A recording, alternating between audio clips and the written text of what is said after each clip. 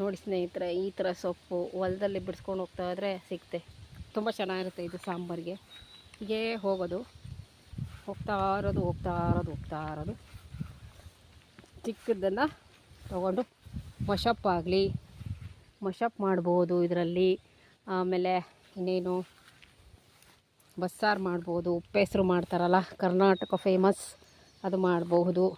ತುಂಬ ಹೆಲ್ದಿಯಾಗಿರುತ್ತೆ, ತುಂಬ ಆರೋಗ್ಯಕರವಾಗಿರುತ್ತೆ. ನೋಡಿ ಈ ಥರ ಸೊಪ್ಪನ್ನ ಬಿಡಿಸ್ಕೊಂಡು ಹೋಗೋದು. ಸುಮಾರು ಬಿಡಿಸಿಟ್ಟಿದ್ದೀನಿ, ಎಲ್ಲಿ ಕಾಣುತ್ತೋ ಅಲ್ಲಿ ವಾಕ್ ಬರಬೇಕಾದ್ರೆ ಎಲ್ಲೆಲ್ಲಿ ಕಾಣುತ್ತೋ ಅಲ್ಲಿ ಬಿಡಿಸ್ತಾ ಇರ್ತೀನಿ ಸ್ನೇಹಿತರೆ.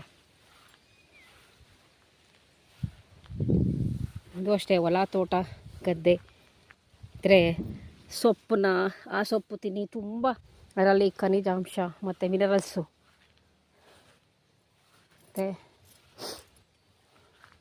ತುಂಬ ಶಕ್ತಿ ಕೊಡುವಂಥ ಸೊಪ್ಪು.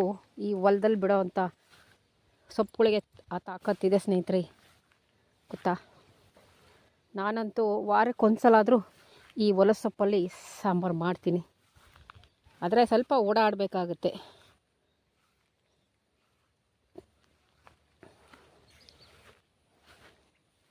ನೆನ್ನೆ ಎಲ್ಲ ಸಾಕಷ್ಟು ಕಿತ್ತದೆ, ಈಗ ಸ್ವಲ್ಪ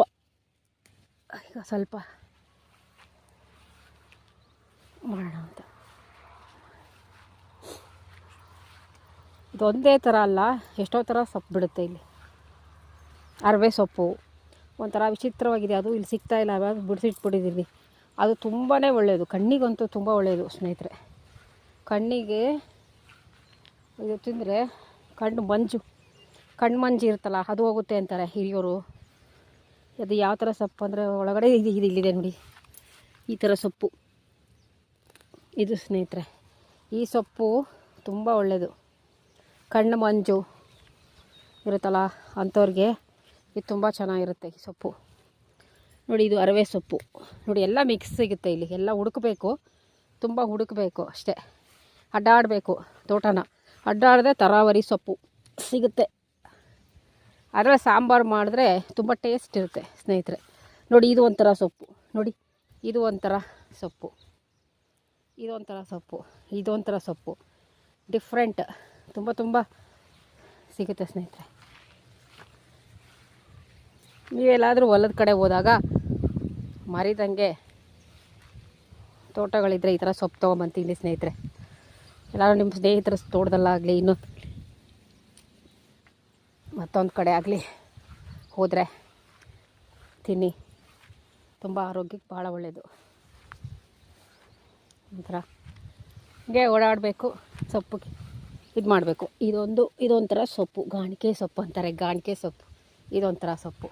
ನೋಡಿ, ಇಲ್ಲೇ 4-5 ಥರ ಸೊಪ್ಪು ಸಿಕ್ಕೋಯ್ತು.